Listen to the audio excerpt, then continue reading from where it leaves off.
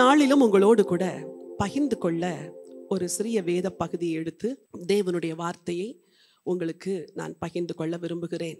ஒரு முறை ஒரு வாலிப மகன் என்னிடத்தில் வந்து கேட்டான், ஆன்டி, வேர் இஸ் காட்? கடவுள் எங்கே இருக்கிறார்?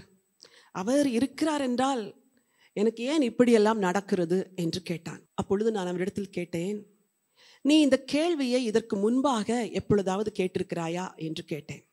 நான் சொன்னான், இல்லை, இதற்கு முன்பாகவெல்லாம் நான் கேட்டதே இல்லை. இவ்வளோ ஒரு நெருக்கம், எங்கள் வீட்டில் இவ்வளோ ஒரு பிரச்சனை வரும்போது தான் என் உள்ளத்தில் வேர் இஸ் காட் என்ற கேள்வி வருகிறது என்று சொன்னான். அப்பொழுது நான் சொன்னேன், மகனே, இந்த கேள்வியை உன் வாழ்வில் நீ பல முறை கேட்டிருக்க வேண்டும். உனக்கு 25 வயதாகிறது. இந்த 24 வயதிலே நீ எத்தனையோ முறை வேர் இஸ் காட் என்று நீ கேட்டிருந்தால், இப்பொழுது நீ கேட்கிறாயே வேர் இஸ் காட் என்று, இந்த கேள்வி நீ கேட்டிருக்க முடியாது என்று சொன்னேன். அவனுக்கு புரியவில்லை. திரும்பவும் சொன்னேன், உனக்கு நல்ல தாய் தகப்பனை ஆண்டவர் கொடுக்கும் பொழுது where is God, I just want to thank my God for my parents என்று என்றைக்காவது சொன்னதுண்டா? நீ நல்ல கல்லூரியில் படித்தாய் என்று சொன்னாயே, அப்பொழுது where is God, I just want to thank him, எனக்கு இவ்வளோ ஒரு நல்ல கல்லூரியை கொடுத்தாரே என்று என்றாவது சொன்னதுண்டா? எத்தனை புது ஆடைகளை போட்டிருக்கும் பொழுதெல்லாம் where is my God who provided me, எனக்கு இந்த தேவைகளெல்லாம் ஆச்சரியமாக சந்தித்தாரே, அந்த தேவன் எங்கே, அவருக்கு நான் நன்றி சொல்ல வேண்டும் என்று என்றாவது சொன்னதுண்டா? எத்தனை முறை நல்ல ஆகாரம் சாப்பிட்டிருப்பாய், சாப்பிடும் பொழுது வேர் இஸ் காட், எனக்கு இவ்வளோ நல்ல ஃபுட்டை கொடுத்தாரே என்று சொன்னாயா? உன் வீட்டில் இவ்வளோ ஃபெசிலிட்டிஸ் இருக்குதே, இவைகளையெல்லாம் பார்த்து where is God, I want to thank him, எனக்கு இவ்வளோ நன்மைகளை கொடுத்தாரே என்று நீ இந்த 24 வயது வரைக்கு ஒரு முறை கூட வேர் இஸ் காட் என்று நீ தேடவில்லை. ஆனால் எப்பொழுது வேர் இஸ் காட் என்று சொல்லுகிறாய், உனக்கு நெருக்கங்கள் வரும் பொழுது தேவன் எங்கே என்று குதர்க்கமாய் கேட்கிறாய். இனிமேல் நீ இப்படி கேட்கக்கூடாது என்று அவனுக்கு சொன்னேன். ஆதாம் பாவம் செய்து ஒழித்து கொண்ட பொழுது தேவன் அவனை தேடி வந்தார். ஆதாமே, நீ எங்கே இருக்கிறாய் என்று தேடி வந்தாய். அன்றைக்கு மாத்திரம் ஆண்டவர் தேடி வரவில்லை, ஒவ்வொரு நாளும் ஆதாமை தேடி வருவார். ஆதாமே, நீ எங்கே இருக்கிறாய்? ஏவாளே, எங்கே இருக்கிறாய்? உங்கள் வாழ்க்கையில் பல வேளைகளில் ஆண்டவர் உங்களை தேடி வந்தது உண்டு. நீ எங்கே இருக்கிறாய்?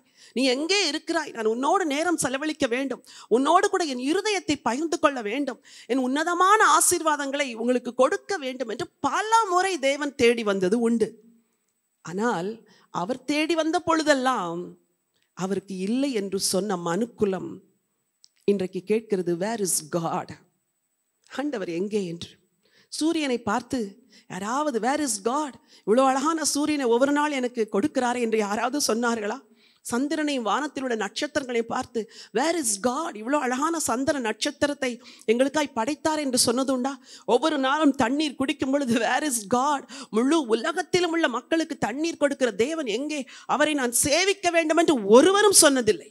ஆனால் கஷ்டங்கள் வரும் பொழுது வேர் இஸ் காட் என்று சொல்லுகிறோம்.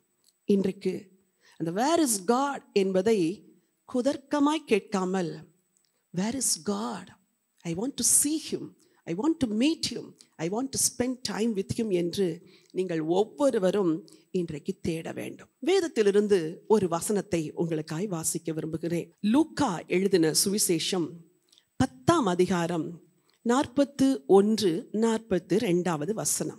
இயேசு அவளுக்கு பிரதியுத்தரமாக, மார்த்தாளே, மார்த்தாளே, நீ அநேக காரியங்களை குறித்து கவலைப்பட்டு கலங்குகிறாய், தேவையானது ஒன்றே, மரியாள் தன்னை விட்டு எடுபடாத நல்ல பங்கை தெரிந்து கொண்டாள் என்றார். மார்த்தாளே, மார்த்தாளே, நீ அநேக காரியங்களை குறித்து கவலைப்பட்டு கலங்குகிறாய், தேவையானது ஒன்றே, மரியாள் தன்னை விட்டு எடுபடாத நல்ல பங்கை தெரிந்து கொண்டாள். ஆண்டவருடைய வார்த்தை நேற்றும் இன்றும் என்றும் மாறாதது. நம்முடைய சூழ்நிலைமை எப்படி இருந்தாலும் ஆண்டவருடைய வார்த்தை மாறாது. இதே வசனங்களை நாம் பலமுறை நாம் இயல்பு வாழ்க்கை வாழும்போது தியானித்திருக்கிறோம்.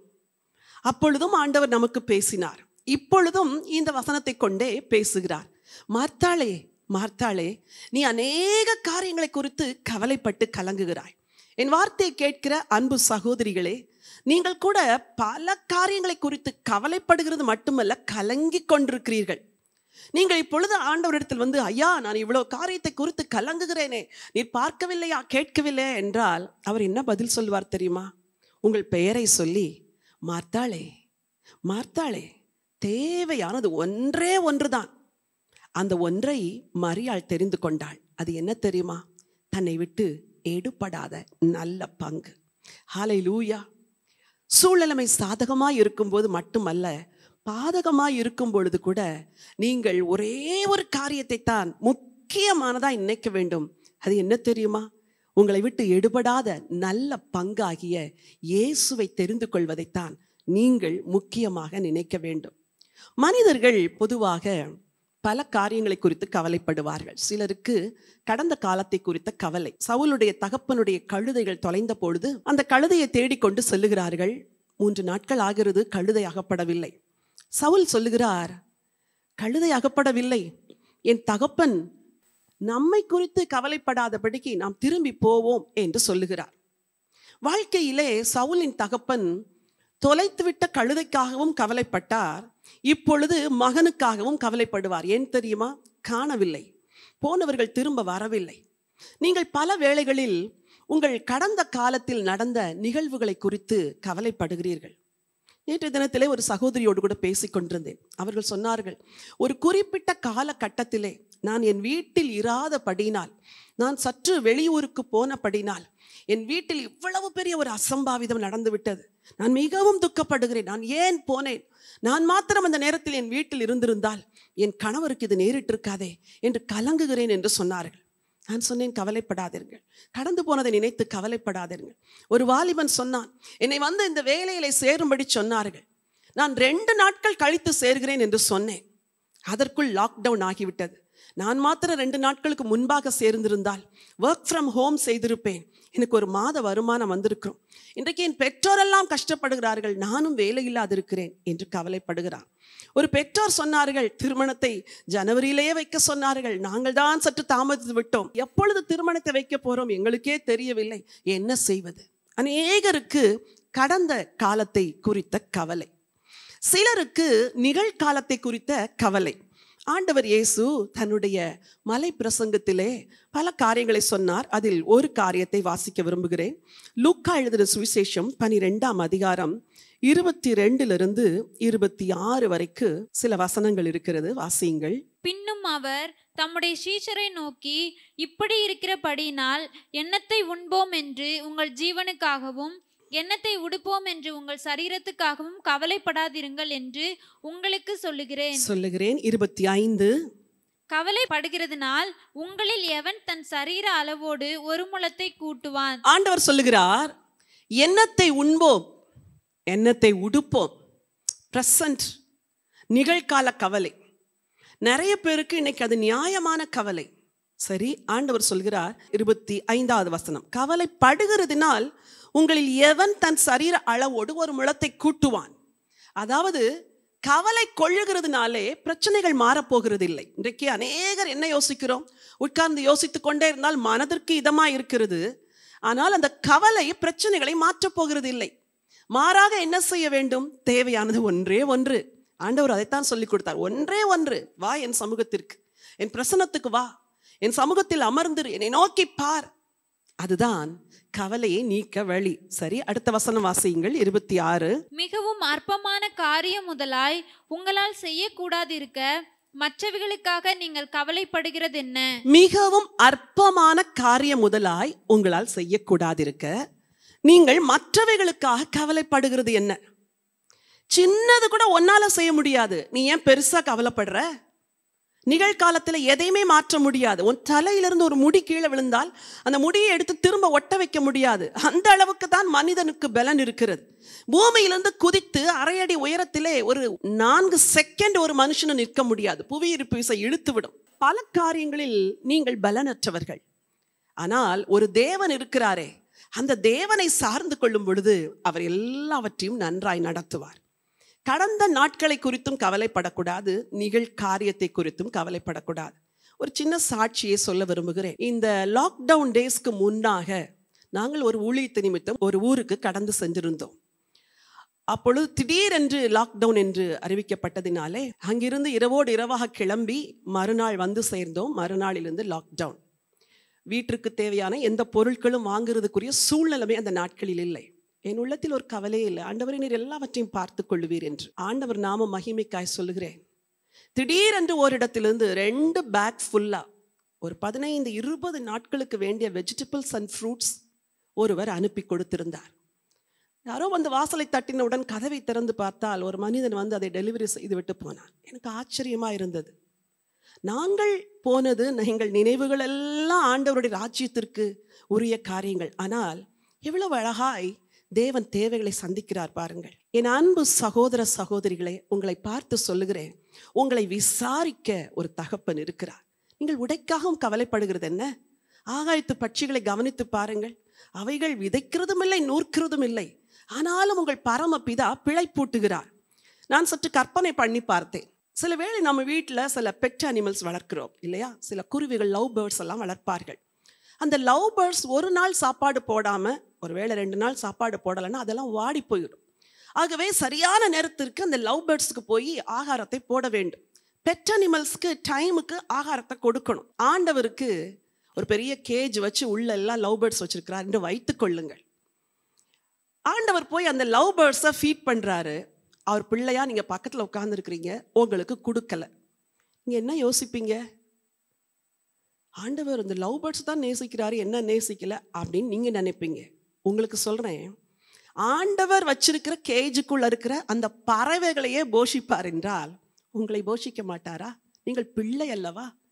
உங்களுக்கு பறவைகளை விட விசேஷமானவர்கள் என்று ஆண்டவர் உங்களை சொல்லியிருக்கிறாரே. என் அன்பு சகோதர சகோதரிகளே, இன்றைக்கு ஒரு ஆழமான விசுவாசத்தை நீங்கள் ஆண்டவர் மேல் வைக்க வேண்டும். ஒரு பறவைகள், காட்டில் வசிக்கிற பறவைகளுக்கே என் அப்பா போஷிக்கிறார், ஆகாரம் கொடுக்கிறார் என்றால் என்னை நடத்த மாட்டாரா? என்னை நடத்த மாட்டாரா? இன்றைக்கு இந்த விசுவாசம் உங்களுக்கு வேண்டும். ஆண்டவர் அழகாய் சொல்லுகிறார், மிகவும் அற்பமான காரியம் முதலாய் உங்களால் செய்யக்கூடாது இருக்க மற்றவைகளுக்காக நீங்கள் எப்படி கவலைப்படுகிறது என்ன? காட்டு புஷ்பங்களை கவனித்து பாருங்கள். அழகழகாய் அழகழகாய் அழகழகாய் உடுத்துகின்றன. அந்த புஷ்பங்களை உடுத்துவிக்கிற தேவன் உங்களை உடுத்த மாட்டாரா? இன்றைக்கு உங்கள் நிகழ்காலத்தில் உள்ள தேவைகளுக்கும் கவலைப்படக்கூடாது, முடிந்து போன கடந்த காலத்துக்கும் கவலைப்படக்கூடாது, ஐயோ என் எதிர்காலம் எப்படி இருக்கும் என்றும் கவலைப்படக்கூடாது.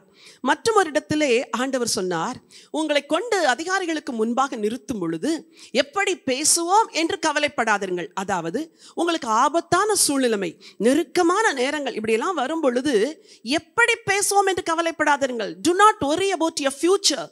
ஆண்டவர் சொல்லுகிறார், நீங்கள் பேச வேண்டுவது அந்த நேரத்தில் உங்களுக்கு அருளப்படும். He is an on time God. நான் அடிக்கடி சொல்வேன், our God is an on time God. அவர் ஒரு செகண்ட் முந்தியும் வரமாட்டார், ஒரு செகண்ட் பிந்தியும் வரமாட்டார். He is an on time God. உங்கள் பிள்ளைகள், உங்கள் குடும்பம், உங்கள் வேலை, உங்கள் எல்லா காரியங்களையும் ஆண்டவர் பார்த்து கொள்வார். நீங்கள் கவலைப்படக்கூடாது. வேத வசனம் சொல்லுகிறது, கடந்த காலத்தை குறித்தும் கவலைப்படாதீர்கள், நிகழ்காலத்தை குறித்தும் கவலைப்படாதீர்கள், வருங்காலத்தை குறித்தும் கவலைப்படாதீர்கள். மார்த்தாளே மார்த்தாளே, நீ அநேக காரியங்களை குறித்து கவலைப்பட்டு கலங்குகிறாய். தேவையானது ஒன்றே ஒன்று, அவருடைய பாதத்தில் அமர்ந்து இயேசுவாகிய நல்ல பங்கை தெரிந்து கொள். இன்றைக்கு உங்கள் அந்தரங்க ஜெப வாழ்வில் ஆண்டவரோடு நெருக்கமாய் நீங்கள் ஐக்கியம் கொள்ளும் பொழுது, அவருடைய அன்பை ருசிக்கும் பொழுது, அவருடைய அன்பினால் இருதயம் நிறையும் பொழுது கவலைகள் எல்லாம் பறந்துவிடும், கவலைகள் எல்லாம் மறைந்துவிடும். இன்றைக்கு அந்த ஒரு விசுவாசத்தை நீங்கள் உள்ளத்தில் வைக்க வேண்டும். சரி, கவலைப்படக்கூடாது, ஆனால் கருத்தாய் நீங்கள் கவனிக்க வேண்டிய அந்த நல்ல பங்கு இருக்கிறதே, அந்த நல்ல பங்குக்காக கவலைப்பட வேண்டும், அதை சூஸ் பண்ண வேண்டும், அதை தெரிந்து கொள்ள வேண்டும், அதில் கரிசனை உள்ளவர்களாக இருக்க வேண்டும். கவலை கொள்ளும்படி ஆண்டவர் 5 காரியங்களை வேதத்திலே சொல்லியிருக்கிறார். அதைத்தான் உங்களோடு கூட சுருக்கமாய் பேச விரும்புகிறேன். உங்கள் தேவைகளுக்காய் கவலைப்படாதிருங்கள், கடந்த கால நிகழ்வுகளுக்காய் கவலைப்படாதிருங்கள், வருங்காலம் எப்படி இருக்கும் சுத்தமாய் நீங்கள் கவலைப்பட வேண்டாம். கர்த்தர் பார்த்து கொள்ளுவார். ஆண்டவர் விசாரிக்கிறவர், உன் பரம பிதா பிழை பூட்டுவார் என்று சொன்னது போல ஆண்டவர் எல்லாவற்றையும் பார்த்து கொள்வார். சரி, ஒரு வசனத்தை வாசிக்க விரும்புகிறேன். 1 கொரிந்தியர் 7ஆம் அதிகாரம் 34வது வசனம். அதுபோல மனைவியானவளுக்கும் கன்னிகைக்கும் வித்தியாசம் உண்டு. விவாகம் இல்லாதவன் சரீரத்திலும் ஆத்மாவிலும் பரிசுத்தமாய் இருக்கும்படி கர்த்தருக்குரியவைகளுக்காக கவலைப்படுகிறாள். விவாகம் பண்ணினவள் தன் புருஷனுக்கு எப்படி பிரியமாய் இருக்கலாம் என்று உலகத்திற்குரியவைகளுக்காக கவலைப்படுகிறாள். இங்கே பவுல் ஒரு கவலையை குறித்து சொல்லியிருக்கிறார். ஒருவேளை அது குடும்பத்தில் உள்ள காரியங்களை ஓமையாய் சொல்லியிருந்தாலும் கூட, திருமணமானவள் தன் உலக மணவாளனுக்காய் கவலைப்படுகிறாள், எப்படி அவரை பிரியப்படுத்த வேண்டும் என்று. திருமணம் ஆகாதவள் தன் பரம மணவாளனுக்காய் கவலைப்படுகிறாள். நீங்கள் ஒரு காரியத்திற்காய் கவலைப்பட வேண்டும். என்ன தெரியுமா? நான் எப்படி கர்த்தரை பிரியப்படுத்துவது, எப்படி ஆண்டவருக்கு பிரியமாய் வாழுவது? வாலிப பிள்ளைகளே, எவ்வளோ நாட்கள் உங்கள் சிநேகிதர்களை பிரியப்படுத்துவதற்கு எவ்வளவு கவலைப்பட்டீர்கள். ஐயோ, பிறந்த நாள் என்றால் இதை கொடுக்க வேண்டும், ஐயோ அதை செய்ய வேண்டும், இப்படி பேச வேண்டும், இப்படி டெக்ஸ்ட் அனுப்ப வேண்டும், இப்படி வாட்ஸ்அப் அனுப்ப வேண்டும். நேசிக்கிறவர்களை பிரியப்படுத்த எவ்வளவோ கவலைப்பட்டீர்கள். இன்றைக்கு அந்த தேவையான நல்ல பங்கு என்ன தெரியுமா? அவர் மணவாளன். ஆண்டவர் இயேசு மணவாளன், சீக்கிரம் வரப்போகிறார். ஐயோ, அவர் வரப்போகிறாரே, நான் எப்படி அவருக்கு பிரியமாய் வாழ்வது? கடந்த நாட்களில் உங்கள் ஜெப வாழ்வு ஆண்டவருக்கு பிரியமா இருந்ததா? உங்கள் வேத தியானம் ஆண்டவருக்கு பிரியமா இருந்ததா? நீங்கள் எவ்வளவு நேரம் கடந்த நாட்களில் ஜெபம் பழக்கத்தை உடையவர்களாக இருந்தீர்கள்? இன்றைக்கு இந்த காரியத்திற்காய் கவலைப்படுங்கள். ஒரே ஒரு காரியம், என் ஆண்டவரை பிரியப்படுத்த வேண்டும். மரியாள் அதைத்தான் செய்தார். ஆண்டவர் வந்தவுடன், நான் இப்படி கற்பனை பண்ணி பார்த்தேன், ஆண்டவர் வந்த உடனே ஏகமாய் குடு என்று ஓடி இருப்பார் மரியாள். ஆண்டவரே வாங்க, உள்ள உட்காருங்க என்று சொல்லி அவருக்கு நல்ல இடத்தை கொடுத்து உட்கார வைத்து அப்படி சந்தோஷமா அவரை முகத்தை பார்த்து கொண்டு பாதத்தில் அமர்ந்திருந்திருப்பாள். ஏனெனில் அவருடைய இருதயம் இயேசுவின் மேல் உள்ள அன்பினால் நிறைந்திருந்தது. நீங்க சொல்லலாம், மரியாள் வேலை செய்யலையே, ஆண்டவர் அதெல்லாம் திட்டலையேன்னு. நான் நினைக்கிறேன், அவள் வேலை செய்யாமல் எல்லாம் இருந்திருக்க மாட்டாள். அவள் அதற்கு முன்னாகவே வேலைகளை எல்லாம் முடித்து விட்டு வந்திருந்திருக்க வேண்டும். ஏனெனில் ஒழுங்கற்ற ஒரு மகளாய் அவள் இருந்திருக்க வாய்ப்பே இல்லை. ஆண்டவர் வந்த உடனே அந்த நேரம் ஆண்டவருக்கு தான். இதுதான் ப்ரையாரிட்டி. உங்க வாழ்க்கையில பல காரியங்களை நீங்க ப்ரையாரிட்டைஸ் பண்ணணும். இதுவரைக்கும் எதெல்லாம் முதல்ல இருந்துச்சோ அதெல்லாம் ரெண்டாவதா தள்ளுங்க.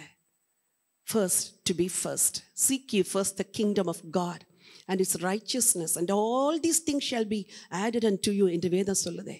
இன்னைக்கு நீங்க கவலைப்பட வேண்டிய ஒரே ஒரு விஷயம், என் மணவாளனுக்கு, என் ஆண்டவர் இயேசுவுக்கு பிரியமாய் இருப்பது எப்படி? மரியாள் போய் உட்கார்ந்து அவருடைய வார்த்தைகளை கேட்டாளாம். ஆண்டவர் உங்கள்கிட்ட எதை எதிர்பார்க்கிறார் தெரியுமா? இந்த நாட்களில் உட்கார்ந்து அவருக்கு எது பிரியம், அவர் என்ன சொல்லியிருக்கிறார் என்று அவருடைய வேதத்தை வாசியுங்கள். அவர் சமூகத்தில் நேரத்தை செலவழியுங்கள். அதற்காகவே நீங்கள் கவலைப்பட வேண்டும். இரண்டாவதாக, எபிரேயருக்கு எழுதின நிருபம் 2ஆம் அதிகாரம் 4வது வசனத்தை நான் வாசிக்க விரும்புகிறேன். நாம் எதற்காய் கவலைப்பட வேண்டும் என்று வேதம் சொல்லுகிறது. வாசியுங்கள். அடையாளங்களினாலும் அற்புதங்களினாலும் பலவிதமான பலத்த செய்கைகளினாலும் தம்முடைய சித்தத்தின்படி பகிர்ந்து கொடுத்த பரிசுத்த ஆவியின் வரங்களினாலும் தேவன் தாமே சாட்சி கொடுத்ததுமாயிருக்கிற இவ்வளவு பெரிதான ரட்சிப்பை குறித்து நாம் கவலையற்று இருப்போமானால், இவ்வளவு பெரிதான ரட்சிப்பை குறித்து நாம் கவலையற்று இருப்போமானால். நன்றாய் கவனியுங்கள். வாழ்க்கையிலே 2 பகுதி உண்டு. ஒன்று ஃபோர்கிரவுண்ட், மற்றொன்று பேக்ரவுண்ட். ஒரு படத்தை வரையும் பொழுது ஓவியர்கள் அதை முன்னாக இருக்கிற க்ளோஸ்அப்ல இருக்கிற காரியத்துக்கு மட்டும் முக்கியத்துவம் கொடுக்க மாட்டார்கள். இந்த பேக்ரவுண்ட் இருக்கு பாருங்க, அருவி விழுவது போல, நதி ஓடுவது போல, மரங்களின் கிளைகள் தொங்குவது போல, மலையில் மேகங்கள் படர்ந்திருப்பது போல, இந்த பின்னாக இருக்கிற அந்த பேக்ரவுண்ட் இருக்கிறதே, அதுதான் அந்த படத்திற்கே அழகு கொடுப்பது. நம்முடைய வாழ்க்கையில் கூட ஃபோர்கிரவுண்ட் என்ற ஒன்று இருக்கிறது, பிரசன்ட் டேஸ் ஒரிஸ். இன்னொன்று பேக்ரவுண்ட். அநேகர் அந்த பேக்ரவுண்டை பார்க்கறதே கிடையாது. அந்த பின்னணி, அந்த முக்கியத்துவமாய் கடவுள் வைத்திருக்கிற ஒரு காரியம். திருமண ஆல்பத்தில் படத்தை எடுக்கும் பொழுது அதற்கு பின்னணியை மிக நேர்த்தியாய் போட்டோகிராஃபர் செய்து கொடுக்க வேண்டும் என்று விரும்புகிறோம். வாழ்க்கையில் கூட ஒரு ஃபோர்கிரவுண்ட் இருக்கிறது போல ஒரு பேக்ரவுண்டும் இருக்குது. அந்த பேக்ரவுண்ட் இட்டர்னல் திங்ஸ். ஆண்டவர் நம்மளெல்லாம் அந்த பூமியில படைச்சு உனக்கு முன்னானவைகளை மட்டுமல்ல, உனக்கு பின்னாக ஒன்று வைத்திருக்கிறேன், இட்டர்னல் பர்பஸ், நீ அதை குறித்து கவலைப்பட வேண்டும் என்று சொல்லுகிறார். ஒரு ஓவியன் எப்படி தன்னுடைய படத்தின் பின்னாக இருக்கிற அந்த நுணுக்கமான காரியங்களுக்கு முக்கியத்துவம் கொடுக்கிறாரோ, அதே போல நீங்கள் இவ்வளவு பெரிதான ரட்சிப்பு, அதை அடையாளங்களினாலும் அற்புதங்களினாலும் தேவன் தாமே சாட்சி கொடுத்ததுமா இருக்கிற இவ்வளவு பெரிய ரட்சிப்பு. எவ்வளவு பெரிய ரட்சிப்பு! சொந்த குமாரனையே பூமிக்கு அனுப்பி உலகத்தில் உள்ள எல்லா மக்களுடைய பாவங்களையும் அவர் மேல் சுமத்தி, எல்லாருடைய தண்டனைகளையும் அவர் மேல் சுமத்தி, எல்லாருக்காயும் காயப்பட்டு, எல்லாருக்காயும் நிந்திக்கப்பட்டு, அடிக்கப்பட்டு, சிலுவையிலே ரத்தம் சிந்தி மரித்தாரே. எதற்காக? ஒரு பெரிய ரட்சிப்பை கொடுப்பதற்காக. அந்த ரட்சிப்பு இன்றைக்கு உங்களுக்குள் ஜீவனோடு இருக்கிறதா? நீங்கள் ரட்சிக்கப்பட்டிருக்கிறீர்களா? உங்களை பார்த்து கேட்கிறேன். இன்னைக்கு நாம் என்ன நினைக்கிறோம்? இந்த வியாதியினால் மரிக்கிற மக்களை குறித்து கவலைப்படுகிறோம், நல்லது. ஆனால் ஆத்துமாவிலே மரித்து போனவர்கள் கோடிக்கணக்காய் உலகத்தில் இருக்கிறார்கள். பிசாசு அநேக கோடிக்கணக்கான மக்களை ஆத்துமாவில் மரிக்க வைத்து விட்டான் முதலாவதாகவே. இப்பொழுது சரீரத்தில் மரிக்க வைத்து நரகத்திற்கு இழுத்து கொண்டு செல்லுகிறார். இந்த வேலை பிசாசு செய்கிற வேலை, ஜீவனை எடுக்கிற வேலை பிசாசின் வேலை. அது தேவன் செய்கிற வேலை அல்ல. தேவன் நல்லவர். அவர் ஒருபோதும் தீமை செய்கிற தேவன் அல்ல. அவர் ரட்சிக்க வந்தவர். ஜனத்தை ரட்சிப்பதற்காக, மனுக்குலத்தை ரட்சிப்பதற்காக தன்னுடைய குமாரனையே கொடுத்தார். வேதம் சொல்கிறது, எவ்வளவு பெரிதான ரட்சிப்பை குறித்து நீ கவலையற்றிருப்பாய் என்றால். எவ்வளவு கருத்தா இருக்கிறோம் இல்லையா? சானிடைசர் யூஸ் பண்ணுகிறோம், ஹேண்ட் வாஷ் யூஸ் பண்ணுகிறோம், மாஸ்க் யூஸ் பண்ணுகிறோம். யாராவது தொட்ட இடத்தை உடனே அதை கிளீன் பண்ணிவிட்டு நாம் தொடுகிறோம். இதெல்லாம் எதற்கு? நம்முடைய ஜீவனை காத்துக்கொள்ள வேண்டும் என்று. கையை முகத்தண்டை கொண்டு போகக்கூடாது, எல்லாம் நல்லது, உங்கள் ஜீவன் காப்பாற்றப்பட வேண்டும். ஆனால் அதைவிட பெரிது உங்கள் ரட்சிப்பை காத்துக்கொள்ள வேண்டும். இந்த ரட்சிப்புக்கு எவ்வளவு முக்கியத்துவம் கொடுக்கிறோம்? இந்த ரட்சிப்பு கரைப்பட்டு போயிருக்கிறதா? அந்த ரட்சிப்பு இழந்து போயிருக்கிறீர்களா? இந்த ரட்சிப்பை பத்திரமாய் வைத்திருக்கிறீர்களா? ரட்சிப்பில் வளருகிறீர்களா? இன்றைக்கு சிந்திக்க வேண்டிய நிலைமையில் இருக்கிறோம். தேவ ஜனமே, நீங்கள் கவலைப்பட வேண்டிய இரண்டாவது காரியம், ரட்சிப்பை குறித்து கவலைப்பட வேண்டும். அதற்கென்று முயற்சி எடுங்கள். இந்த நாட்களிலே ஆண்டவரிடத்தில் திரும்பி வாருங்கள். ஐயா, என் குறைகள் என்ன சொல்லும்? நான் ஒவ்வொரு நாளும் ஆண்டவரிடத்தில் கேட்கிறேன், இன்னும் என் குறைகள் என்ன சொல்லும்? இன்னும் என்னை விட்டு எதை எடுக்க விரும்புகிறீர் சொல்லும்? இன்னும் என்னை எவ்வளவு கழுவ விரும்புகிறேன்? ஐயோ, நான் மனம் மாற விரும்புகிறேன், நான் மனம் திரும்ப விரும்புகிறேன், உம்முடைய வருகையில் எடுத்துக்கொள்ளப்பட வேண்டுமே, எதுவுமே என்னில் தடையா இருக்கக்கூடாது ஆண்டவரே என்று ஒவ்வொரு நாளும் நான் தேவனிடத்தில் ஒப்புரவாகிறேன். நீங்களும் கூட உங்கள் ரட்சிப்பின் வஸ்திரத்தை விரித்து பாருங்கள். எங்கே கரை இருக்கிறது, எங்கே திரை இருக்கிறது, எங்கே குறை இருக்கிறது, எங்கே கிழிந்து போயிருக்கிறது, எங்கே சீர்படுத்த வேண்டியது இருக்கிறது. யாரோடு உள்ள உறவிலை நீங்கள் இன்னும் பகையை வைத்துக் கொண்டிருக்கிறீர்கள்? யாரோடு கசப்பை வைத்துக் கொண்டிருக்கிறீர்கள்? யாரிடத்தில் ஒப்புரவாகாமல் இருக்கிற மனதிலே கசப்பும் வெறுப்பும் இருக்கும் என்றால் இன்றைக்கு நீங்கள் சீர்படுத்தியே ஆக வேண்டும். குடும்பங்களுக்குள் சீர்பாடுகள் வேண்டும். நீங்கள் வேலை செய்கிற ஸ்தலங்களிலே எல்லாரிடத்திலும் நீங்கள் ஒப்புரவாக வேண்டும். இதைத்தான் ஆண்டவர் விரும்புகிறார். சரி, மூன்றாவது ஒரு கவலையை குறித்து அப்போஸ்தலனாகிய பவுல் எழுதுகிறார். 2 கொரிந்தியர் 11:28 இவை முதலானவைகளே அல்லாமல் எல்லா சபைகளை குறித்தும் உண்டாயிருக்கிற கவலை என்னை நாள்தோறும் நெருக்குகிறது. பவுல் எழுதுகிறார்.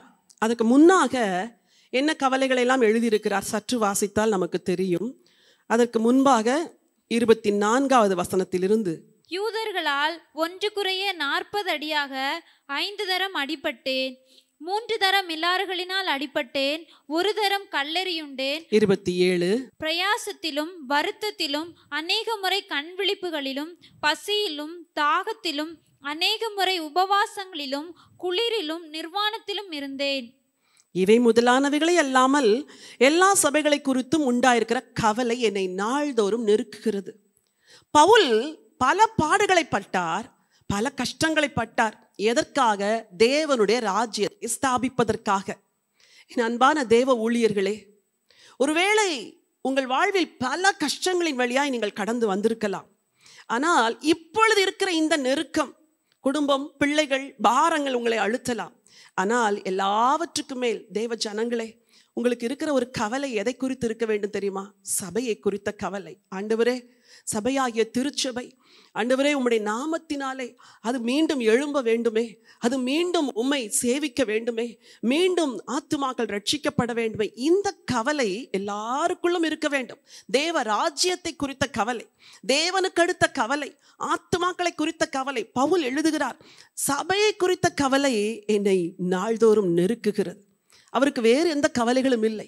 தன் வாழ்வையே இந்த ஒன்றுக்காக தான் அர்ப்பணித்தார். திருமணமே செய்து கொள்ளாமல் செய்த ஊழியத்திலே அவருடைய கவலைகள் எல்லாம் ஆண்டவருடைய ராஜ்யத்துக்குரியதாக இருந்தது. நீங்கள் தேவ ராஜ்யத்திற்காய் கவலைப்படுகிறீர்களா? இந்த நாட்களிலே ஆண்டவரே, மனுக்குலம் அழியக்கூடாது, ரட்சிக்க வேண்டும், என் குடும்பம் ரட்சிக்கப்பட வேண்டும், என் அயலகத்தார் ரட்சிக்கப்பட வேண்டும், என் நண்பர்கள் ரட்சிக்கப்பட வேண்டும், தேவ ராஜ்யத்தை குறித்து நான் கவலைப்படுகிறேன், அவர்களெல்லாம் ரட்சிக்கப்பட்டு சபையிலே சேர்க்கப்பட வேண்டும் என்று கவலைப்படுகிறீர்களா? இல்லை என்றால் இன்றிலிருந்து நீங்கள் அதற்காய் கவலைப்பட வேண்டுமா, பாரப்பட வேண்டுமா? ஆண்டவரே, சபையை குறித்த கவலை என்னை நிரப்பட்டும் ஐயா, தேவ ராஜ்யத்தை குறித்த கவலை என்னை நிரப்ப வேண்டும். சரி, நான்காவதாக அப்போஸ்தலனாகிய பவுல் எழுதுகிறார். அப்போஸ்தல நடபடிகள் 20ஆம் அதிகாரம் 24வது வசனம். ஆகிலும் அவைகளில் ஒன்றையும் குறித்து கவலைப்படேன், என் பிராணனையும் நான் அருமையாக எண்ணேன், என் ஓட்டத்தை சந்தோஷத்தோட முடிக்கவும் தேவனுடைய கிருபையின் சுவிசேஷத்தை பிரசங்கம் பண்ணும்படிக்கு நான் கர்த்தராகிய இயேசுவின் இடத்தில் பெற்ற ஊழியத்தை நிறைவேற்றவுமே விரும்புகிறேன். இங்கேயும் பவுல் எழுதுகிறார், எனக்கு கட்டுகள் உபத்திரவங்கள் எல்லாம் பட்டணங்கள் தோறும் இருக்கிறது என்று ஆண்டவர் சொல்லிவிட்டார். ஐயோ, அந்த கட்டு எப்படி இருக்கும், ஐயோ அந்த உபத்திரம் எப்படி இருக்கும், அதெல்லாம் அவர் நினைச்சு கவலைப்படலையாம். சொல்லுகிறார், இவைகளை ஒன்றையும் குறித்து நான் கவலைப்படேன். நீங்கள் கூட இன்றைக்கு சொல்ல வேண்டும், நடக்கிற எதை குறித்து நான் கவலைப்பட மாட்டேன் ஆண்டவரே, அதற்காக கவலையற்றவர்களாக நீங்கள் வாழாவிருக்க வேண்டும் என்று நான் சொல்லவில்லை. அந்த கவலைகள் உங்களை அழுத்தி அந்த கவலைக்குள் நீங்கள் மூழ்கி போய்விடக்கூடாது, அதை விட மேலான சிலவற்றுக்கு நீங்கள் கவனம் கொடுக்க வேண்டும் என்று சொல்லுகிறேன். வசனம் சொல்லுகிறது, என் ஓட்டத்தை சந்தோஷத்தோட முடிக்கவும் தேவனுடைய கிருபையின் சுவிசேஷத்தை பிரசங்கம் பண்ணும்படிக்கு நான் கர்த்தராகிய இயேசுவினிடத்தில் பெற்ற ஊழியத்தையுமே நிறைவேற்றவுமே விரும்புகிறேன். என் ஓட்டத்தை சந்தோஷத்தோடு ஓடி முடிக்கணும். ஒரு தனிமைப்படுத்தப்பட்ட ஒரு நபரை நேர்முக காணல் செய்து அந்த செய்தியை சொன்னார்கள். அப்பொழுது அவருடைய வீட்டிலிருந்து அழைத்து செல்லப்படுகிறார்.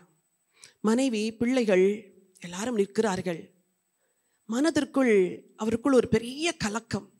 இனிமேல் நான் இவர்களை பார்ப்பேனா, பார்க்க மாட்டேனா, இதெல்லாம் மனதிற்குள் அழுத்த, தனக்கு இந்த வியாதி உண்டென்று கண்டுபிடிக்கப்பட்ட சில மணி நேரங்களிலேயே அவர் தனிமைப்படுத்தப்படுகிறார். வீட்டில் எல்லாரிடத்திலும் எதையோ சொல்ல வேண்டும் என்று விரும்புகிறார், சொல்ல தெரியவில்லை. என்ன சொல்வது? மனைவி நிற்கிறாள், பிள்ளைகள் நிற்கிறார்கள், குழந்தைகள் நிற்கிறார்கள். நான் எதை சொல்லிவிட்டு போவேன்? சொன்னாராம், நான் உயிரோடு இருந்தால் திரும்பி வருவேன், நான் வரவில்லை என்றால் நீங்கள் எல்லாரும் அன்பாக ஐக்கியமாக இருந்து வீட்டை பார்த்து கொள்ளுங்கள் என்று சொல்லிவிட்டு போனாராம். அந்த மனுஷனுடைய மனநிலைமை எப்படி இருந்திருக்கும்? மரண தருவாயிலே, நாட்கள் குறிக்கப்பட்ட நிலைமையிலே, ஒவ்வொரு நாளும் அந்த வென்டிலேட்டரில் இருக்கும் பொழுது, மூச்சு வாங்கும் பொழுது அவருடைய மனநிலைமை எப்படி இருந்திருக்கும்? நான் இனிமேல் எங்கே போகிறேன்? இது நாள் வரைக்கும் எதற்காக வாழ்ந்தேன்? இப்பொழுது இந்த மரணத்திற்கு பிறகு என் வாழ்க்கை எப்படி இருக்கும்? எங்கே போகிறேன் நான்? என்னுடைய முடிவு என்ன? இதையெல்லாம் அந்த மனுஷன் நினைத்து குழம்பி இருப்பார் அல்லவா? இதுதான் இன்னைக்கு உலகத்தில் ஒவ்வொரு மனுஷனுடைய நிலைமை. யாருக்கு மரணம் எப்பொழுது வரும், எங்கு வரும், எந்த விதத்தில் வரும் தெரியாது. ஆனால் there is a life after death. மரணத்துக்கு பிறகு ஒரு வாழ்க்கை உண்டு. அந்த நம்பிக்கையை தான் பவுல் இங்கே எழுதுகிறார்.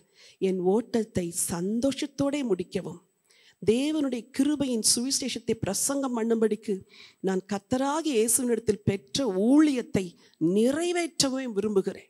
ஒரே ஒரு நோக்கம்தான், எனக்கு உபத்திரவம், பாடு, பிரச்சனை எது வந்தாலும் பரவாயில்ல, இதெல்லாம் குறித்து நான் கவலைப்பட போறதில்லை. எனக்கென்ற ஒரு அழைப்பு வைத்தார், அந்த ஓட்டத்தை முடிக்க வேண்டும். இன்றைக்கு நீங்கள் கவலைப்பட வேண்டிய ஒரு காரியம் என்ன தெரியுமா? என்ன நோக்கத்தோடு ஆண்டவர் இந்த பூமிக்கு உங்களை அனுப்பினாரோ அந்த நோக்கம் நிறைவேற வேண்டும். அதை அடுத்து இந்த பூமியில கண்களை மூடும் பொழுது பரலோகத்தில் கண்களை திறக்க வேண்டும். அதுதான் வெற்றியாய் ஓடி முடித்த ஓட்டம். அந்த நம்பிக்கை இருக்கிறதா? அந்த நம்பிக்கை இல்லை என்றால் இன்றைக்கு அதை குறித்து கவலைப்பட தொடங்குங்கள். ஆண்டவரே, என் ஓட்டத்தை நான் சரியாய் ஓட வேண்டுமே ஐயா, என் ஓட்டத்தை ஓடி முடிக்க வேண்டுமே, உம்மிடத்தில் நான் பெற்ற ஒரு சிறு ஊழியம் என் கையில் இருக்கிறது, அந்த ஊழியத்தை நான் நிறைவேற்ற வேண்டுமே ஆண்டவரே, என் கவலை இதுவாக இருக்கட்டும் ஆண்டவரே, மற்றவைகளை குறித்து நான் கவலைப்படாதபடி என்னை காத்துக்கொள்ளும் என்று நீங்கள் சொல்லுங்கள். உங்கள் ஓட்டத்தை சந்தோஷமாய் ஓடி முடிப்பதே ஆண்டவருடைய சித்தம். கடைசியாக ஒரு காரியத்தை குறித்து நாம் கவலைப்பட வேண்டும். லூக்கா எழுதின சுவிசேஷம் 21ஆம் அதிகாரம் 34வது வசனம். உங்கள் இருதயங்கள் பெருந்திண்டினாலும் வெறியினாலும் லௌகீக கவலைகளினாலும் பாரமடையாதபடிக்கு நீங்கள் நினையாத நேரத்தில் அந்த நாள் உங்கள் மேல் வராதபடிக்கு எச்சரிக்கையாயிருங்கள்.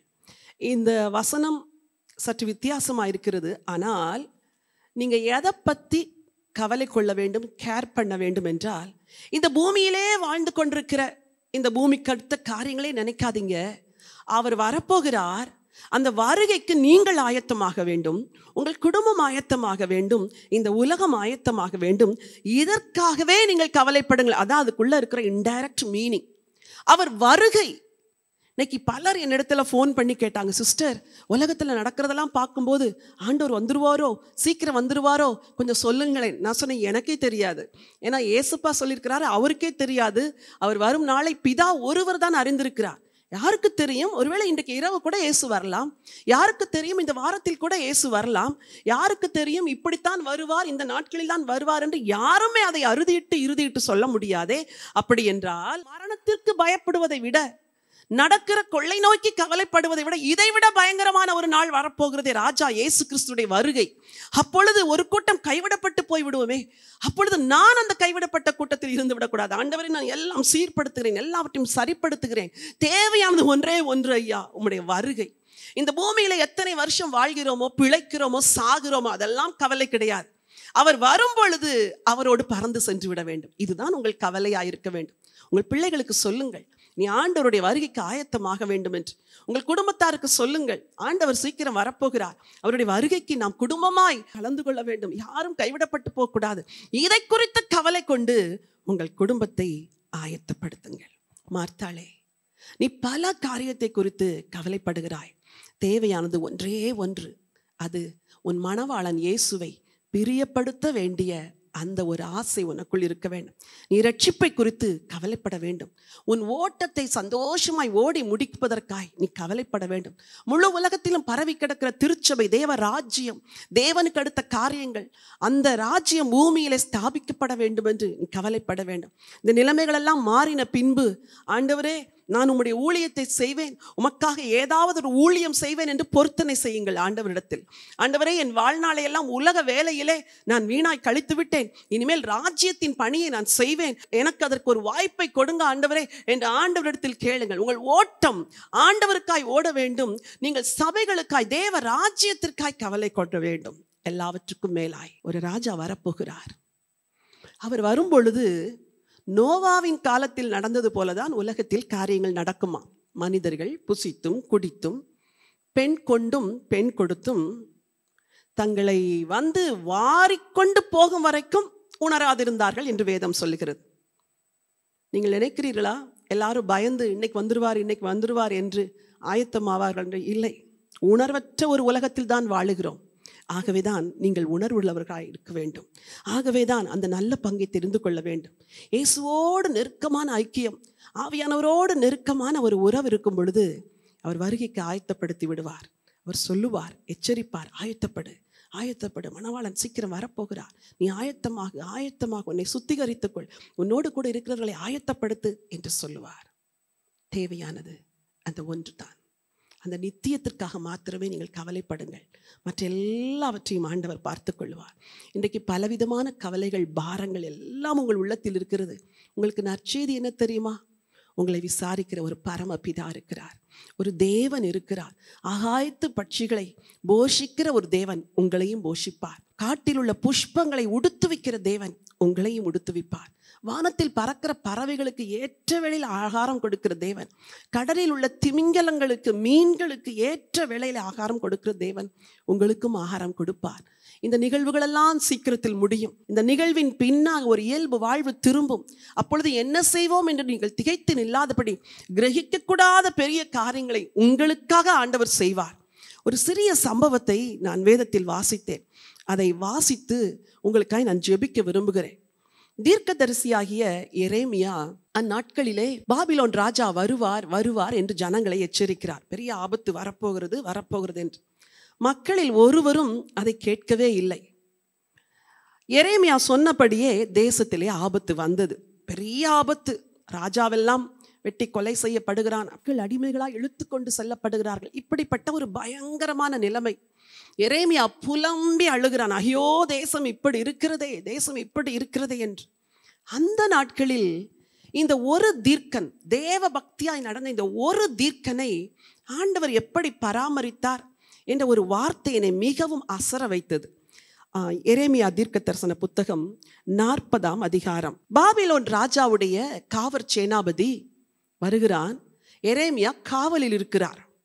அப்பொழுது பாபிலோன் ராஜாவுக்கு ஏற்கனவே செய்தி போய்விட்டது. இந்த எரேமியா என்ற ஒருவன் அந்த தேசத்திலே தீர்க்க தரிசனம் சொன்னான், ராஜா வருவான் என்று தீர்க்க தரிசனம் சொன்னவன் அவன்தான் என்று ராஜாவுக்கு செய்தி போனவுடன் தன்னுடைய சேனாபதியினிடத்தில் சொல்லுகிறான், நீ போய் அந்த எரேமியாவை பத்திரமாய் காத்துக்கொள் என்று சொல்லுகிறான். அது எனக்கு மிகவும் ஆச்சரியத்தை தந்தது. ஒரு வசனத்தை வாசிக்க விரும்புகிறேன். எரேமியா 40ஆம் அதிகாரம் 4வது வசனம்.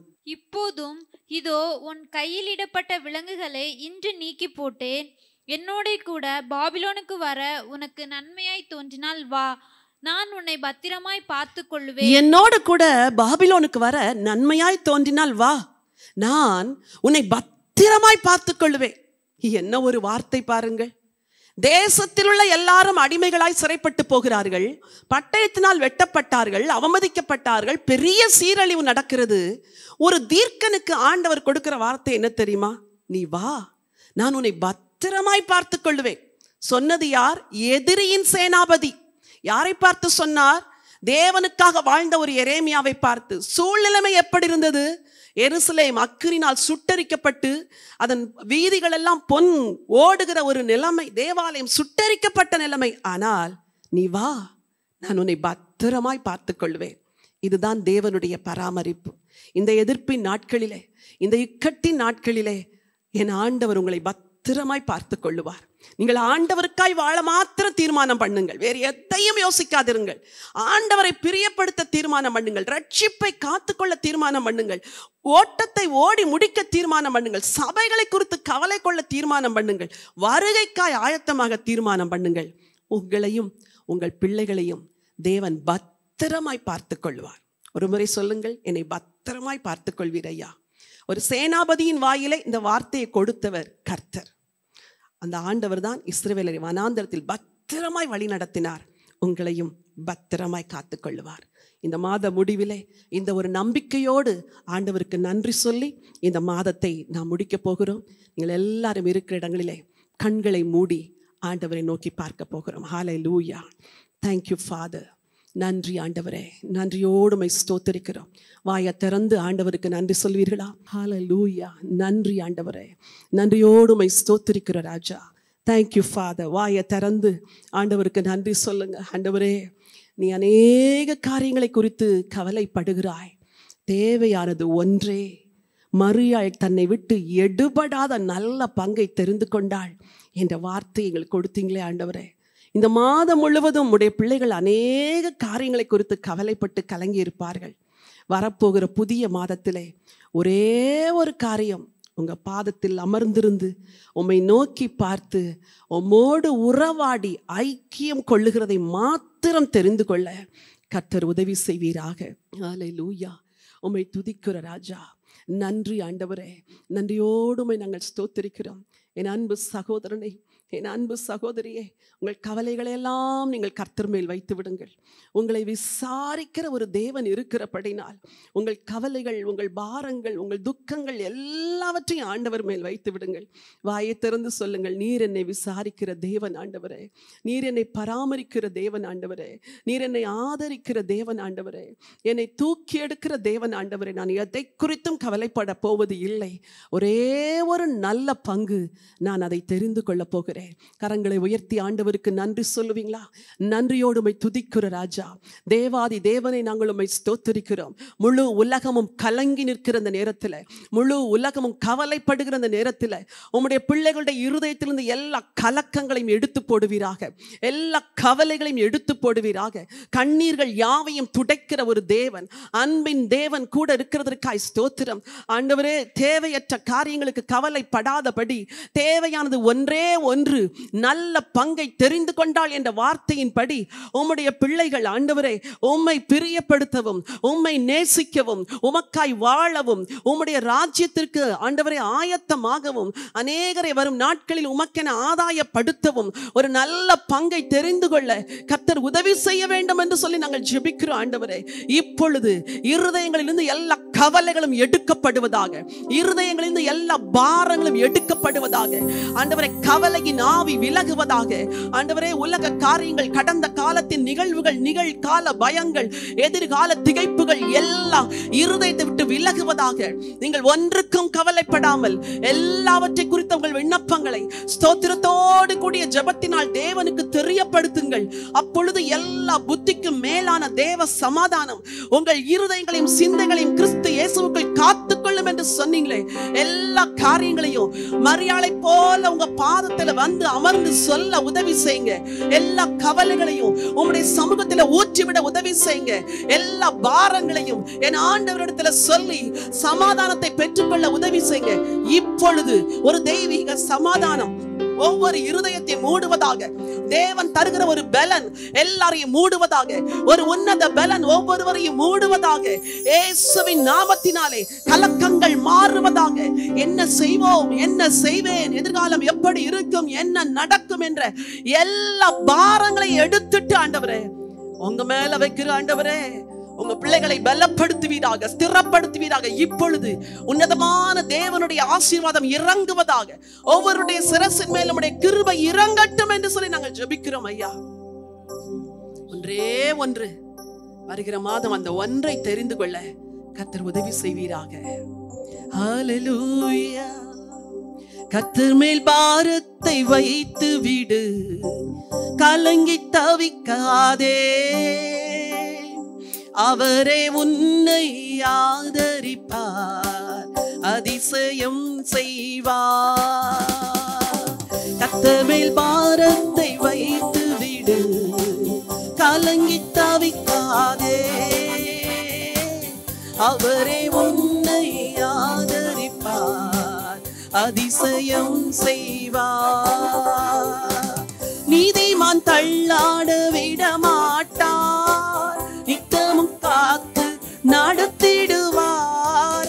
நீதிமான் தள்ளாட விட மாட்டார், நித்தமும் காத்து நடத்திடுவார். கர்த்தர் மேல் பாரத்தை வைத்து விடு, கலங்கி தவிக்காதே. அவரே உன்னை ஆதரிப்பார், அதிசயம் செய்வார்.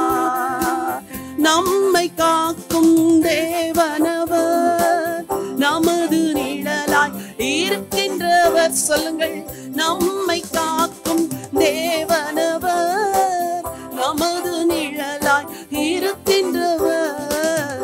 கர்த்தர் மேல் பாரத்தை வைத்து விடு, கலங்கி தவிக்காதே.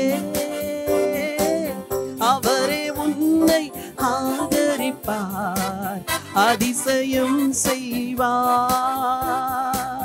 தகப்பனும் தாயும் கைவிட்டாலும் அவரே உன்னை அணைத்துக் கொள்வார்.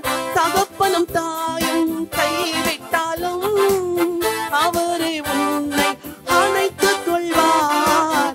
கர்த்தர் மேல் பாரத்தை வைத்து விடு, கலங்கி தவிக்காதே. அவரே உன்னை ஆதரிப்பார், அதிசயம் செய்வார். அவரே உன்னை ஆதரிப்பார், அதிசயம் செய்வார். ஆண்டவரே, எங்க எல்லா பாரத்தையும் உங்க மேல வச்சிட்டோம்ப்பா.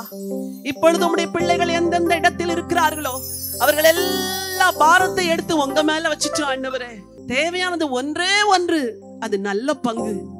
அது நேசரை பிரியப்படுத்துகிற நல்ல பங்கு, அவர் பாதத்தில் அமர்ந்திருக்கிற நல்ல பங்கு, அவருடைய வசனத்தை தியானிக்கிற நல்ல பங்கு, உங்களுடைய சமூகத்தில் தரித்திருந்து உம்மை நோக்கி ஜெபிக்கிற நல்ல பங்கு. இப்போ உங்க பிள்ளைங்களை உங்களுடைய சமாதானத்தினாலும் சந்தோஷத்தினாலும் ஆசீர்வாதத்தினால் நடத்துங்கப்பா. ஆசீர்வதித்து வழி நடத்த வேண்டும் என்று சொல்லி ஜெபிக்கிறோம். மீட்பெரும் இரட்சகருமா இயேசு கிறிஸ்துவின் நாமத்தில் வேண்டிக் கொள்கிறோம். ஜீவனுள்ள நல்ல பிதாவே.